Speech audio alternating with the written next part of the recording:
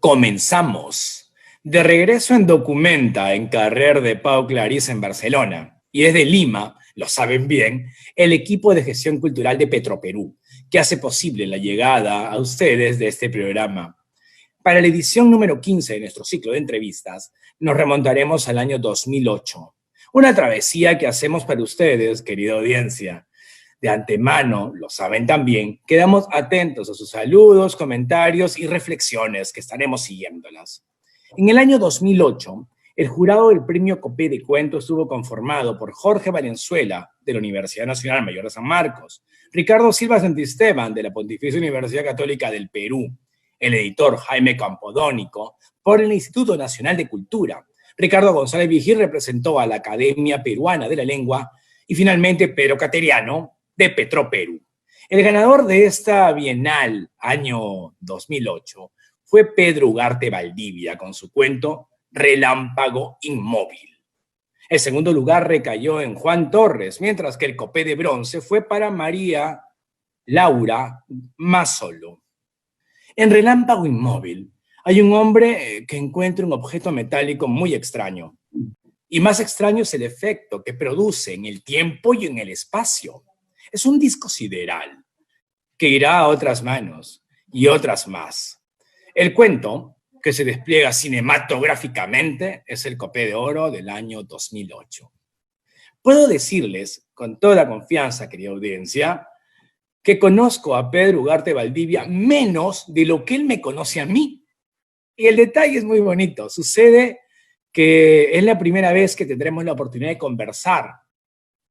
Pero Pedro, ganador del Copé de Cuento, es un fiel seguidor de estas entrevistas.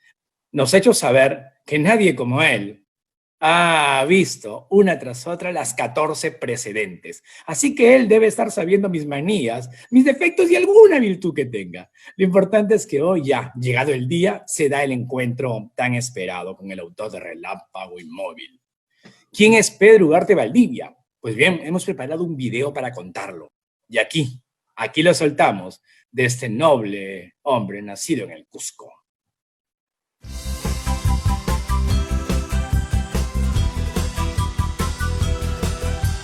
Pedro Ugarte Valdivia nació en 1951 en el Cusco.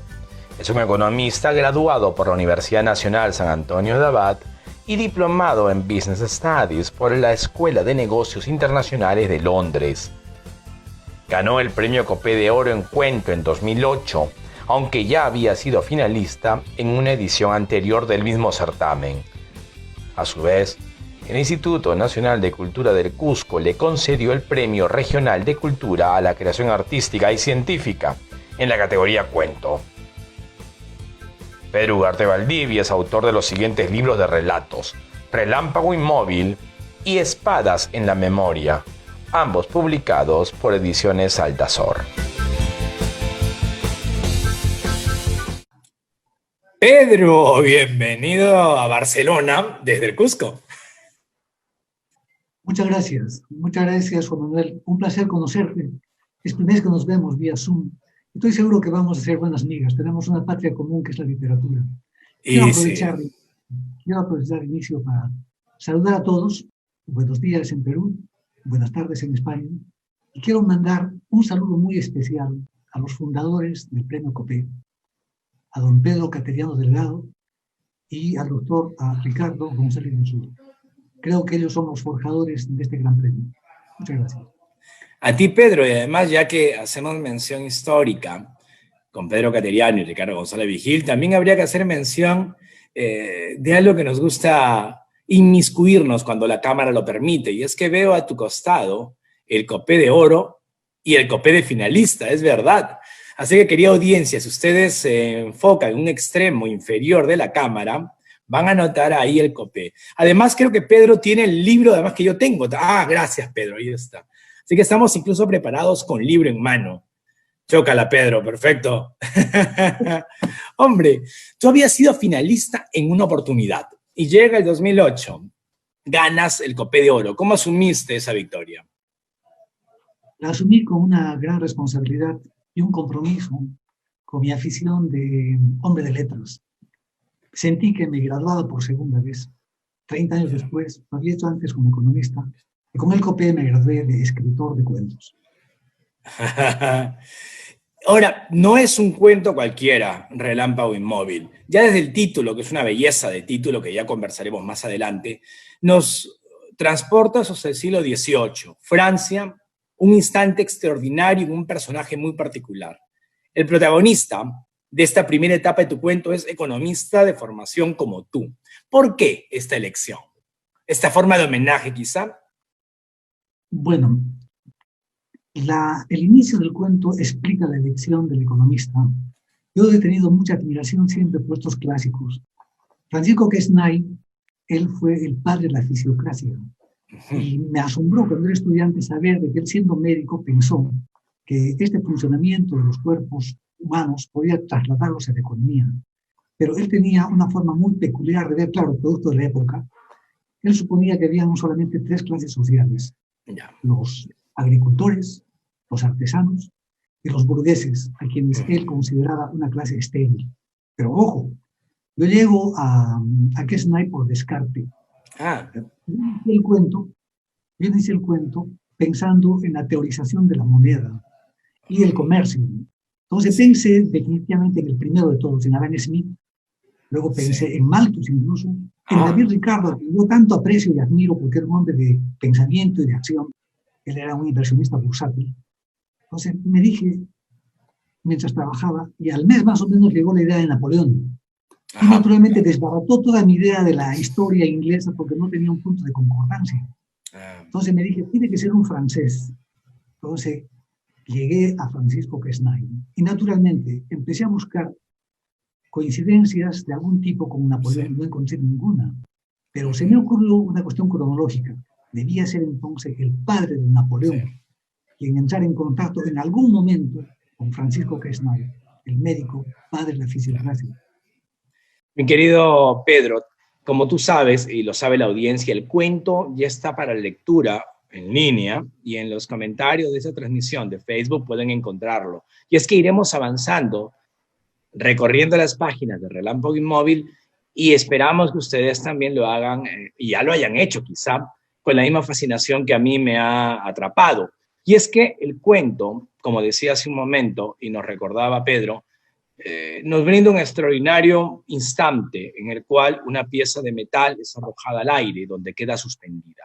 Lo interesantísimo para mí como deleite del lenguaje y experiencia narrativa y descriptiva es que tú narras esta escena efímera como algo infinito. El cuento pudo tener 280 páginas, en la medida que hay una meticulosidad asombrosa y exquisita en este mundo detenido, donde el tiempo, a su modo, y el espacio, a su manera, quedan estancados. ¿Cómo fue esta aventura de querer sacar lo infinito de lo efímero? Bueno, creo que ese detalle, cuando la moneda se suspende en el aire, lanza el relámpago, es el momento en que se ingresa a lo medular de la historia, al misterio, al enigma y a lo inexplicable. O sea, es imposible encontrarle una explicación lógica a esa idea de que un objeto o cualquier cosa detenga el tiempo. Creo que eso es un absoluto imposible, pero creo que hay una explicación que podría ser algo racional. Creo que no es el tiempo el que se detiene, es más bien la conciencia del individuo la que se acelera. Y creo que eso le ocurre a Quesnay. Él jamás va a poder descifrar el enigma. Es su conciencia la que se acelera a una velocidad vertiginosa, ¿no? Donde él puede ver y revisar absolutamente todo mientras los segundos paran en normalidad. O sea, es un ingreso a la eternidad lo que él consigue. Y bueno, eso se suspende cuando cae la moneda, ¿no? Que se hace además voluntariamente. Ojo, es el momento inicial en donde esa moneda muestra el poder, aquel que es su poseedor circunstancial, sea Quesnay o sea Napoleón después, ¿no? En este contexto, permítame salirme un momento del cuento, ya regresaremos. El releerlo durante esta semana, para mí, Pedro, ha sido una sensación también sugerente, porque este 2020 es un año en el cual hemos percibido el tiempo de otro modo. Confinados a raíz de la pandemia, nosotros hemos tenido que acomodarnos a una perspectiva de horario, de calendario y de cronograma que no es el que teníamos habitualmente. La sensación de actualidad de tu cuento con esta moneda arrojada es que al fin y al cabo el coronavirus nos arrojó a nosotros en un momento de percepción en el cual entre tú y yo, en el nosotros, en el ustedes, en el ellos, nuestra sensación temporal no es la misma. ¿Tú te imaginabas que un cuento escrito ya hace más de 10 años pudiera jugar de otro modo al diálogo con el contexto presente? Jamás, absolutamente jamás. Yo no tengo absolutamente ninguna capacidad para pronosticar el futuro. Y cuando he pretendido hacerlo me he equivocado sin completamente. Creo sí lo siguiente, que hay cosas en el cuento que no van a cambiar nunca. Sobre todo lo que es la materia problemática, como dijo Jorge Valenzuela al prologar la primera edición. Y hay otros elementos también que son constantes.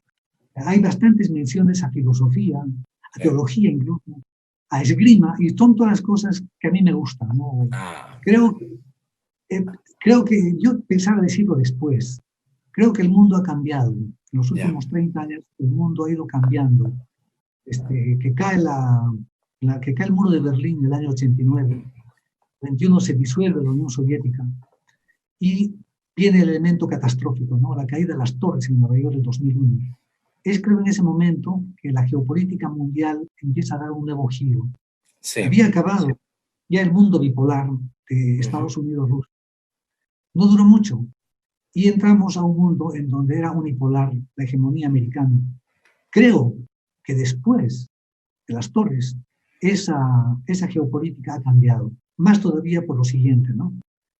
Desde los años 70 finales, el presidente Nixon junto con su canciller Kissinger iniciaron una aproximación con Asia, sobre todo con la China.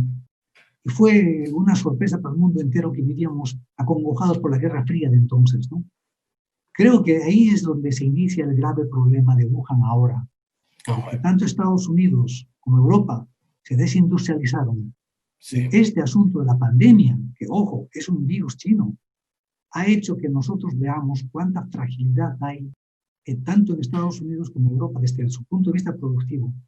Entonces, lo que debe ocurrir ahora es que nuevamente ellos se industrialicen. ¿Qué pasó?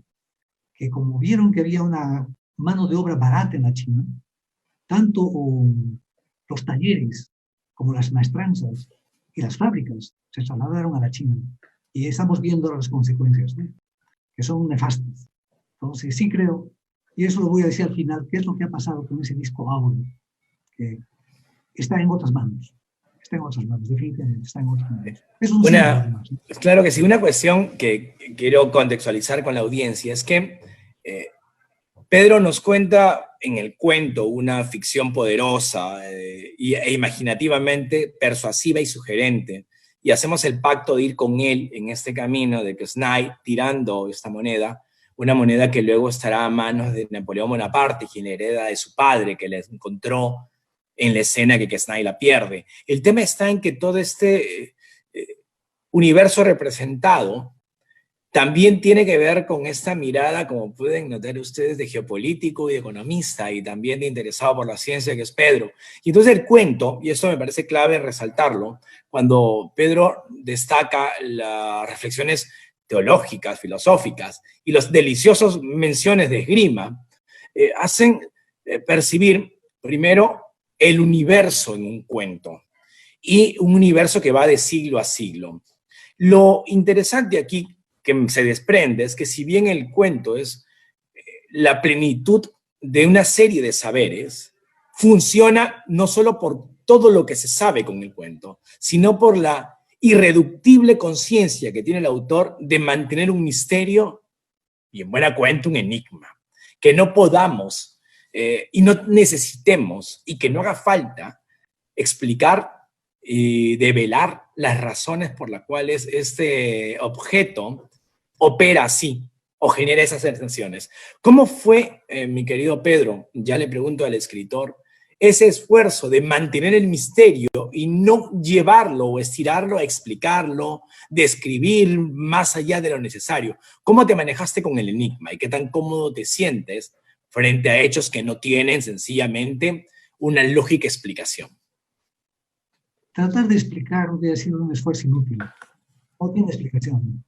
Creo que El mérito es haber encontrado una especie de puerta que me conducía a un callejón sin salida, porque en muchas ocasiones me he sentido que sentía vértigo, porque se habla del espacio, se habla del universo, y creo que no hay cosa más enigmática y más incomprensible y grande que el universo. Pero también creo que el universo podía dejar de existir. Sería un vacío absoluto. Pero lo que no va a dejar de existir jamás es el tiempo. Sí. Entonces, el enigma es implícito. Creo que todo cuento debe contener cierto misterio, cierta incógnita, cierta intriga. En el caso de Relámpago Inmóvil, todo es intrigante porque estamos hablando de una escala, de una dimensión que es totalmente desconocida. Es la cosa permanente, ¿no? Creo que el tiempo antecede a todo lo creado y seguramente que cuando se destruya todo, el tiempo va a continuar, ¿no? Creo que es la única dimensión que no va a cambiar jamás, que ha existido siempre, ¿no? A mí me intrigaba, Pedro, cuando terminé de releer tu cuento, ¿cómo no ha habido una película nacional que aprovechara este amplio relato para hacer con ello cinematografía de corte fantástico histórico, que hoy además se consume mucho? Porque es un cuento en el cual hay una mirada desde el narrador que nos permite acceder a varios frentes y de modo muy apasionante. Pero dicho esto, quiero agregar algo más, y es que Relámpago Inmóvil, tu cuento del Copé, es un cuento que ayuda a forjar lectoría. Me explico. Hay cuentos en los cuales nos acercamos y damos por sentado que hay una narrativa convencional y que además hay una serie de expectativas y referencias que yo aprovecho porque es parte de mi enciclopedia de lectura. En cambio, este enigma, como tú has resaltado hace un momento, y la manera como está encubierto y cubierto y cubierto y embalsamado para poder disfrutar del cuento, nos obliga a nosotros que leemos a guardarnos la ansiedad con el enigma, a rendirnos al hecho de que no va a ser develado el misterio y continuar. Entonces, me gusta sentir el Relámpago Inmóvil también como un cuento que enseña a leer de un modo distinto. ¿Qué sucede para ti, mi querido Pedro, con respecto a relecturas en general? ¿Qué te muestra la relectura de algún libro que para ti es emblemático, fundamental? ¿Cómo opera en ti una relectura? Bueno, las relecturas siempre nos hacen ver cambios personales. Pienso, por ejemplo, ahora en Crimen y Castigo de Dostoyevsky. Ya. Lo leí a 18, 19 años y me hundí en un pozo de depresión.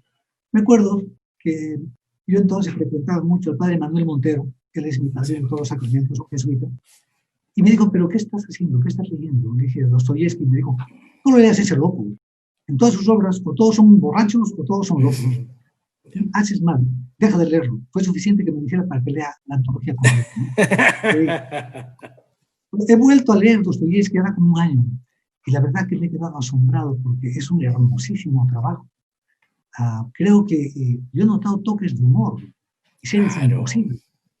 Creo que es eso, una relectura nos hace ver cómo nosotros hemos cambiado y cómo nuestra percepción del mundo y de la literatura también ha cambiado, ¿no? Pienso en otro autor, en Hermann Hesse. Una amiga mía me presentó su libro durante 24 horas, me dijo, esto es de mi hermano, sí. Así que por favor te lo doy 24 horas. Y leí El Lobo Estepario. Muy bien. Es el único libro, sí, yo tenía posiblemente 22 años. Leí El Lobo Estepario, me asombró como a todos los de la época porque estaba de moda. Y lo he vuelto a leer. Y la verdad que me ha decepcionado. Creo que hay mucha arbitrariedad en esa especie de ese misticismo y teología que él plantea. No pude terminar. Pero claro, en desagravio del gran Hermann Hesse diré que su Demián me sigue gustando, ¿no? Permíteme una mención, Pedro, porque me ha pasado algo absolutamente contrario a lo tuyo y que puede terminar de ilustrar esta hermosa anécdota doble que nos has compartido. A los 20 y tantos años, 22, 23, alguien me insistía en que leyera Siddhartha de Hermann Hesse. Y yo, con mi anticatolicismo bogante de entonces, mi narcisismo creciente y mi absoluto cinismo juvenil, pues me parecía insoportable. Y entonces no pude avanzar con Siddhartha, lo abandoné y durante 2 décadas he despotricado contra Hermann Hesse, considerándolo un Paulo Coelho sobredimensionado, a ese nivel de injusticia. Hasta que hace 4 meses dije, voy a leer Siddhartha de nuevo. Y me quedé muy impactado por el modo en que, y estoy de acuerdo contigo, hay una manipulación filosófica, ideológica y teológica de Germán Hesse, pero una amplitud narrativa, frases en verdad célebres que quedan, y en todo caso sentí en Siddhartha, su Siddhartha, que el que ha cambiado soy yo. Aquel Siddhartha de hace 23 años, 22 años que quise leer, yo entré con demasiado prejuicio en mis propios vicios.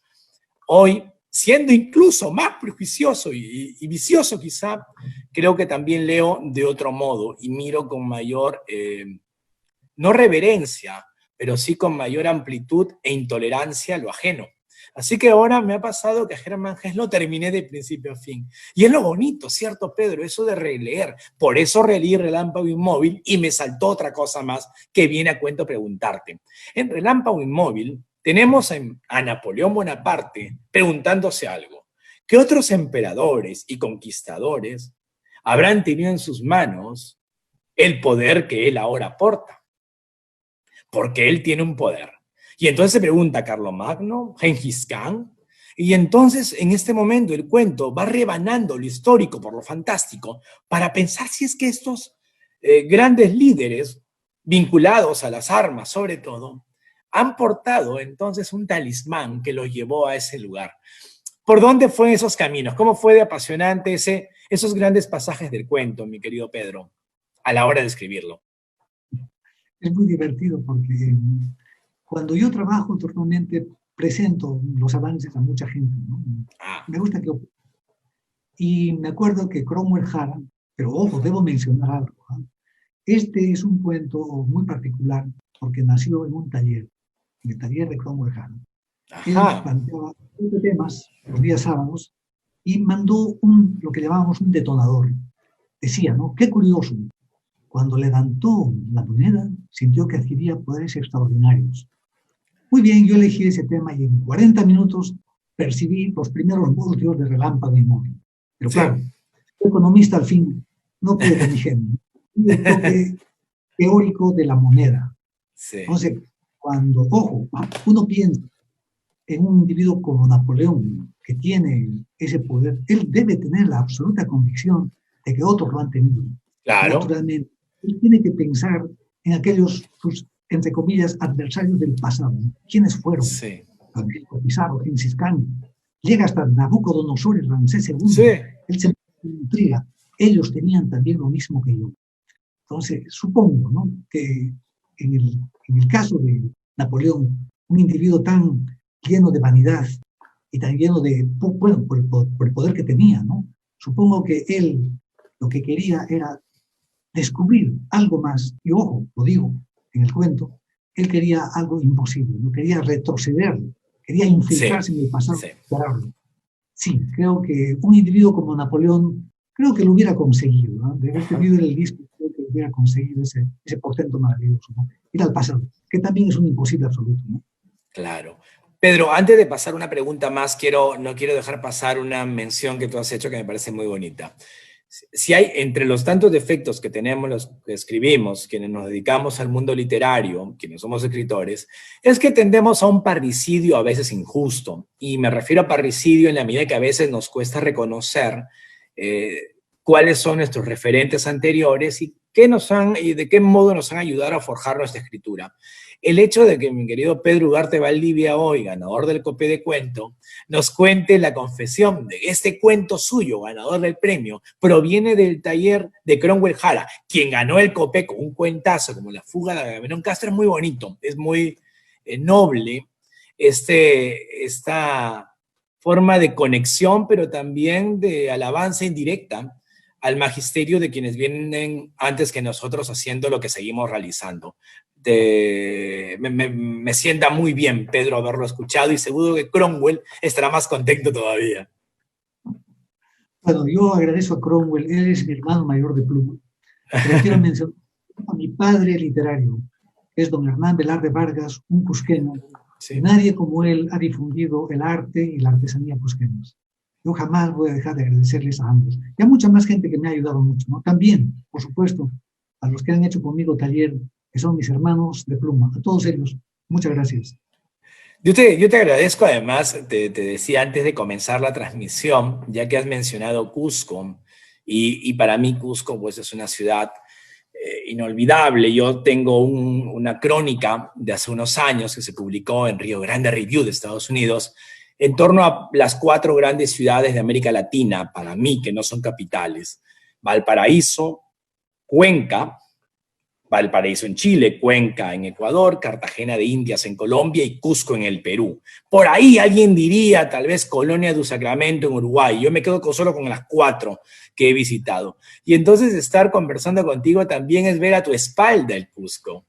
El Cusco que está representado en tantos adornos y detalles que para mí son un regocijo. ¿Qué significa el Cusco para ti, mi querido Pedro? Porque ya la mención nos viene de taquito para poder abordar un poco el Cusco, que yo no dejaría de mencionarlo nunca con un cusqueño mientras converso. Bueno, el Cusco es mi lugar natal. Creo que pienso en Cusco y me lleno de nostalgia. Pero ojo, yo no soy de la ciudad de Cusco. Yo soy un poco más abajo de Machu Picchu, 35 kilómetros río abajo. Había un pueblo, ahora está muriendo, está desapareciendo, Santa María, la antigua o la vieja, la Madre de Dios y los Valdivia, la familia materna. Creo que el Cusco es eso, ¿no? El Cusco es el colegio, es la universidad, son los amigos de antes, ¿no? Que nunca van a dejar de serlo, porque están allí como detenidos en el pasado, ¿no? Algunos me han mandado mensajes.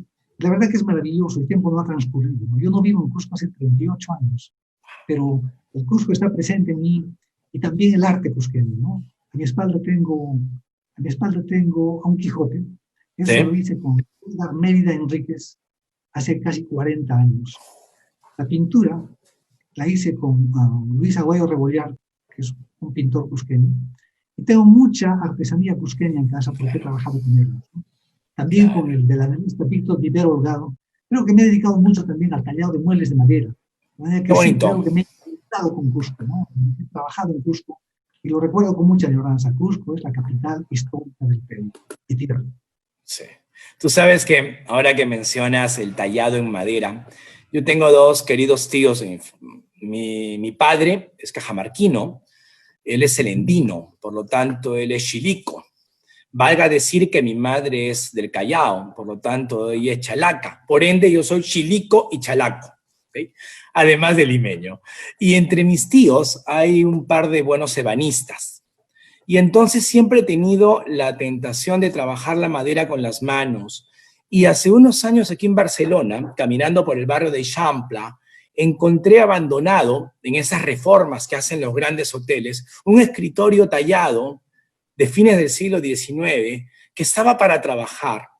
Y no sabes cuánto me he arrepentido de no cogerme ese escritorio, parar un taxi, una van gigante y llevármelo al pequeño piso que tengo acá en Barceloneta y reconstruirlo con las manos durante 2 años o lo que demore.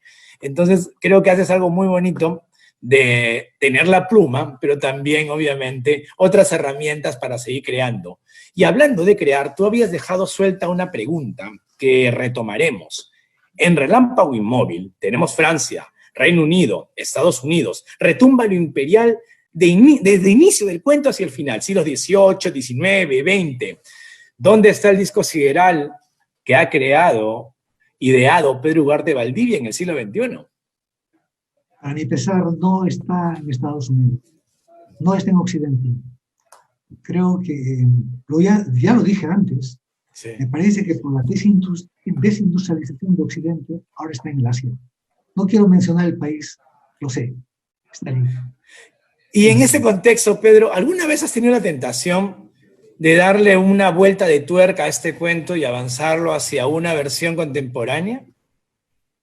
Ahora que estamos conversando, ¿te da la tentación o no? No, la verdad es que yo leo Relámpago Inmóvil y me ocurre algo curioso, ¿no? Me hechiza. Comienzo y no debo terminarlo. Me ocurre también con El Padrino, la película, por ejemplo. Claro. No convengo. Comienzo en cualquier parte o de inicio a final y tengo que terminar igual. Pero se me ha ocurrido una cosa con Relámpago. Sí. Hay solamente una cosa que no se menciona, es el sentido del olfato. Ya. Creo que la próxima versión voy a hacer que Napoleón tuviera un olor, el olor napoleónico. Puede ser que sea el mismo el petricor, el olor de la lluvia, ¿no? Creo que eso me ha faltado. No, yo no le añadiría más al relámpago. Muy Está bien, bien muy como está. bien. Te agradezco la idea, te agradezco la idea. De repente se me ocurre darle un añadido actualizado, ¿no? Lo del Muy olor me bien. gusta mucho. Yo creo que aparte el olfato es determinante para el vínculo entre los seres humanos. Y ahora, además que guardamos distancias, se pone interesante como reflexión. Una duda. El oxímoron del título, que me parece una belleza. ¿Cómo llegaste a ese título? Igual que Snake por descarte, tuvo tres nombres. Ya. Disco áureo para estar a tono con lo clásico, Ujú. disco astronómico y también disco o sideral, que tú Sí. lo has utilizado al final. Es un título que se me ocurrió y además que es descriptivo, ¿no? Lo que Sí. ocurre es que es un relámpago que está detenido, relámpago inmóvil. Además que el oxímoron, te agradezco por mencionarlo, es una figura retórica en donde se utilizan dos elementos aparentemente contrarios, ¿no? Me acuerdo que quien usaba mucho esto era Manuel Escorzo, que tiene la danza Ya. inmóvil, Sí, tiene la tumba del relámpago. claro. Entonces me parecen extraordinarios títulos, ¿no? Yo tengo dos que también son de oxímoron. Tengo Graffiti Confidencial, que eso es muy Ajá. posible. Sí. Tengo lo último que es Bitácora del Extravío. Creo que el oxímoron es una gran figura en donde se pueden conseguir efectos muy sugerentes. Creo que acerté con Relámpago Inmóvil, Sí. pero ojo, yo debo mencionar algo. La primera prueba de que existía ese título es septiembre del año 2008, que es cuando yo envío al COPE el Ujú. cuento. El 2009, en julio, salió un libro en España, una novela, se llama El Relámpago Inmóvil. Ah. O sea, a mí me inquieta mucho, quisiera conocer, no tengo cómo comprar el libro, ¿no? Pero sí, sé que es un asunto familiar, una novela, pero sí me llamó muchísimo la atención. Tanto así que ayer yo llamé a mi editor, a Willy del Pozo, Ah, del Willy. Pozo, a pedirle por favor si había registrado el título de Graffiti Confidencial. Y me dijo que sí, efectivamente, porque yo tenía terror de que alguien lo hubiera hecho antes, ¿no? Pues, los títulos son importantísimos y deben condensar la historia. Como Sí, creo que dice Borges, ¿no? El nombre es arquetipo de la cosa. En las letras de rosa está la rosa y todo el Nilo en la palabra Nilo. bueno, tú debes tener muy buenos títulos, Juan Manuel. Por lo menos yo tengo una tarea, y ese como estoy en Documenta, comenzaré a buscar si encuentro el libro El Relámpago Inmóvil y sabré sorprenderte dentro de unas semanas cuando el correo avance. Hombre, Pedro, yo te agradezco muchísimo la conversación y ya sé que tengo un nuevo amigo para reencontrarme en el Perú cuando vaya y solamente agradecerte y envidiar el almuerzo seguramente suculento que tendrás dentro de unas horas. Por favor, antes de terminar, has hablado de tus parientes ebanistas. Yo me Sí. considero un artesano. Así que cuando vengas a Lima, por favor, hazme saber. Te voy a asombrar con mis muebles. Te juro que lo haré. ¡Qué bonito! Queda, Pedro, por supuesto que queda. Te mando un abrazo gigante, que todo vaya muy bien por allá. Igualmente, muchas gracias. Un abrazo. A ti, a ti. Y el programa continúa. El cuento Relámpago Inmóvil estará a cargo de una colega mexicana, Carolina Chávez Rodríguez. Cursaba yo el tercer año de secundaria en el Colegio Santo Tomás de Aquino, donde estudié en Lima, en el cercado de Lima, al lado del convento de Santo Domingo, haciendo frontera con lo que entonces era el Emporio de Polvos Azules. Pues bien, en suma, cursaba el tercer año de secundaria y había llegado al colegio un nuevo profesor de literatura. Y claro, este profesor deseaba poner a prueba nuestros conocimientos previos. Lo que se dice un examen oral al azar. Por supuesto, pidió voluntarios y nadie se animó. Entonces, sin tomar la lista de estudiantes que tenía a mano en el pupitre, soltó un apellido al vuelo para comenzar su evaluación general. Chávez, dijo.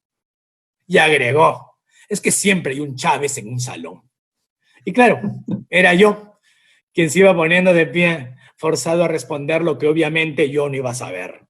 Es de imaginar que lo que se cumple en el Perú también se cumple en México. Siempre hay un Chávez en un salón, aunque en este caso es una Chávez Rodríguez.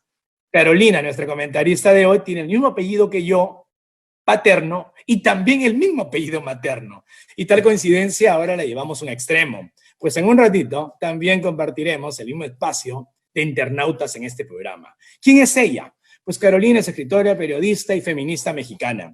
Ha publicado en editoriales como Verso Destierro y Casas del Poeta, AC. Ha sido editora en diarios como El Heraldo de Toluca, el periódico Región Mexiquense y revistas como Ecos y Collage México. Actualmente imparte talleres de escritura curativa y radica, ¿dónde? En el Caribe mexicano. Adelante con el video.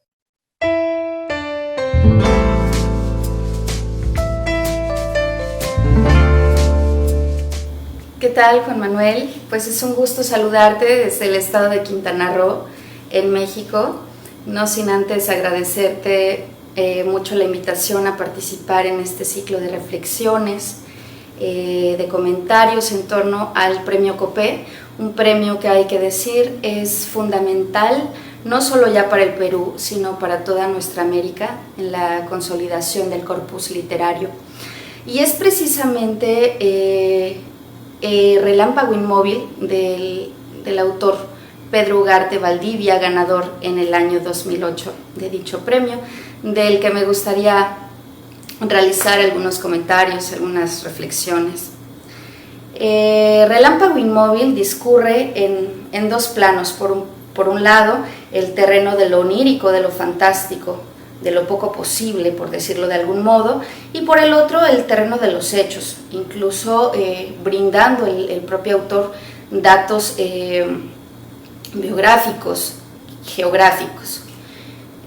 Aunque pareciera que ambas direcciones podrían resultar inverosímiles, hay que decir que la narrativa y propiamente el cuento es un género que permite generar una especie de amalgama que le da autonomía y muchas licencias al narrador. Y estas licencias son de las que echa mano precisamente Ugarte Valdivia para consolidar un cuento, insisto, que goza de mucha autonomía literaria. Y me hace recordar la imperante influencia que ha tenido la tradición oral en los pueblos latinoamericanos, en los autores latinoamericanos, para explicar nuestro ser y nuestro estar en el mundo.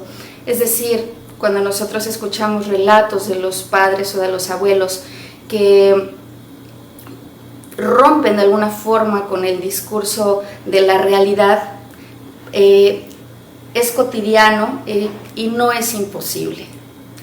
Entonces, es precisamente, creo que la aportación fundamental de este autor a la narrativa, pues el relato es una exploración de posibilidades que juegan con el tiempo, con la materia y de un modo sutil, como lo permite el propio cuento como género literario, desenmascarar la pretensión humana que ha sido permanente en el arte en todos los tiempos por jugar con el tiempo, llevarlo hacia atrás, proyectarlo hacia el futuro o, como ocurre en el caso de este cuento, de sostenerlo. Me siento muy agradecida por haber tenido acceso a estos cuentos que son, creo yo, y estoy segura, necesarios para comprender la narrativa contemporánea en nuestros tiempos. Quiero enviar felicitaciones muy especiales a Pedro Ugarte Valdivia por este cuento, así como a todos los ganadores del Premio COPE y desde luego a Petroperú por esta genial iniciativa de la que me siento parte. Gracias, muchísimas gracias, Juanma, te envío un abrazo y hasta la próxima. Órale, Chávez Rodríguez, muchísimas gracias. Gracias, Carolina. Pues bien, el programa continúa. Quiero que se den cuenta que ya andamos en el programa número 15 de este libro. Tenemos ya avanzado todo este volumen y nos quedan solamente 5 programas más. Así que hemos avanzado muy buen tramo gracias a ustedes. Porque sin audiencia esto sería un poco complicado. Los entrevistados felizmente han dicho que sí y ustedes cada semana también. Tanto así que corresponde leer lo que nos cuentan. Pepe Cornejo dice, que a Pedro le espera Hollywood ya, y me parece muy bien.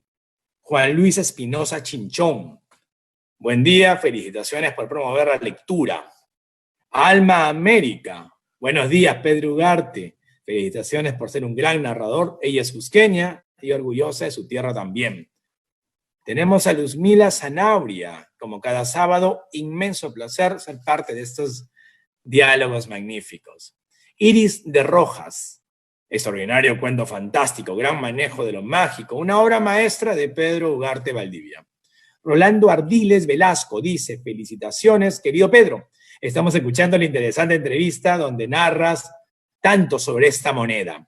Pues bien, les agradecemos, como les decía, el que compartan y nos acompañen con sus palabras. Aquí ya hace un poco de frío, el otoño ya se siente, es más, he venido con guantes, así que ya el clima va cambiando, pero el calor viene desde ustedes, tanto así que nos reencontraremos, como debe ser, la próxima semana. El sábado siguiente nos vamos al año 2010, ante un cuento que tiene por título una palabra de hondísima dimensión amazónica, Ayaymama. Fue Juan Manuel Chávez para ustedes, desde Barcelona y rodeado de oro.